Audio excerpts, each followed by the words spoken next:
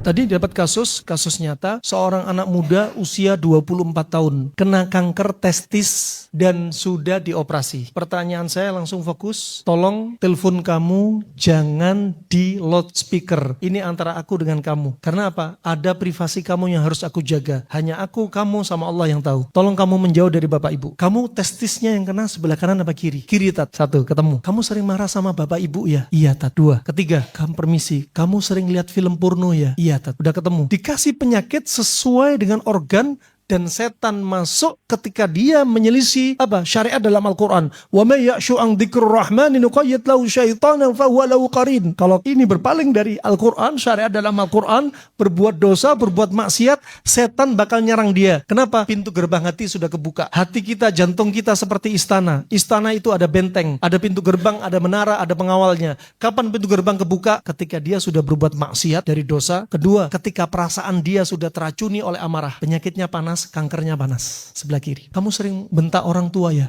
Iya, Tat. Kamu candu film porno? Iya, Tat. Berikutnya, kamu sering onani ya? Iya, Tat. Subhanallah. Ketemu di sini. Saya nggak tanya ke kamu oksidan. Saya nggak tanya kamu kebanyakan makan minuman instan apa enggak. Bukan itu yang kutanya. Yang ana tanya, dosa apa yang kau lakukan. Kita jangan tertipu dengan istilah virus, bakteri, jamur, oksidan, patogen, pengentalan darah, kencing manis, kolesterol, asam urat, stroke, darah tinggi, gagal ginjal, gagal jantung, asam urat, rematik. Itu hanya penyakit diagnosa dunia. Geret pasti ada dosa. Wama asabakum min musibatin fabima kasabat aydikum wa ya'fu an katsir. Gak akan musibah yang menimpa Anda kecuali karena dosa Anda. Allah berfirman, kalla bal rana ala qulubihim ma kanu yaksibun. Sekali-kali tidak. Dosa yang kau lakukan akan menimbulkan racun pada hati. Kalau hati sudah keracunan, kebuka pintu gerbang, setan masuk dan setan bakal mengincar organ mana yang paling lemah. Ternyata yang diserang testis sebelah kiri. Obatnya untuk kamu, wahai fulan, silakan sekarang pakai loudspeaker biar bapak ibu kamu dengar. Satu, kamu harus bertobat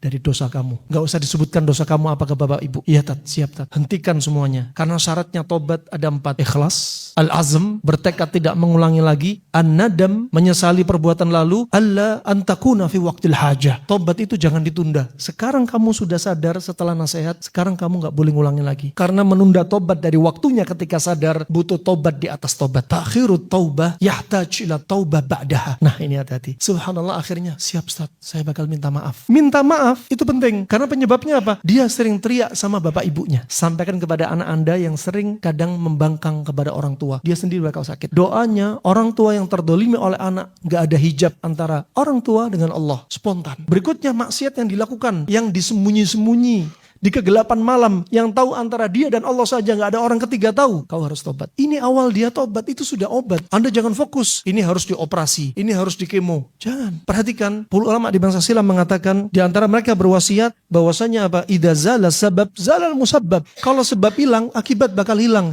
Ini penyakit karena dosa. Kalau penyakit karena dosa, maka dosanya dulu yang diobati. Minta maafnya ini penting. Istighfar, hablum minallah, hablum minanasnya, minta maaf sama orang tua. Minta doa orang tua, keriduan mereka untuk disembuhkan dari penyakitnya, dan maafin yang telah lalu. Apakah kamu semenjak sebelum sakit ini kamu sering marah, bentak, ngangkat suara? Iya, Tat. Dia gak membuka pintu maaf. Jaim, anak jaim sama orang tua. Dan si anak tadi dengan terapi seperti ini apa? Anjurin minta maaf, istighfar, dan berikutnya sering baca Al-Quran, hentikan semua maksiat. Itu sudah obat. Langkah pertama sebelum ada keinginan biopsi, kemo, operasi, obat herbal, ataupun terapi yang lainnya. Ini yang pertama. Kenapa? Idza zala sabab zalal musabbab. Kalau sebab hilang, akibat bakal hilang. Kalau sebabnya seperti ini, minta maaf. Kalau dia sudah operasi, bakal pindah kanker ke tempat lain. Dioperasi lagi, pindah lagi, dimunculin penyakit lain. Kenapa?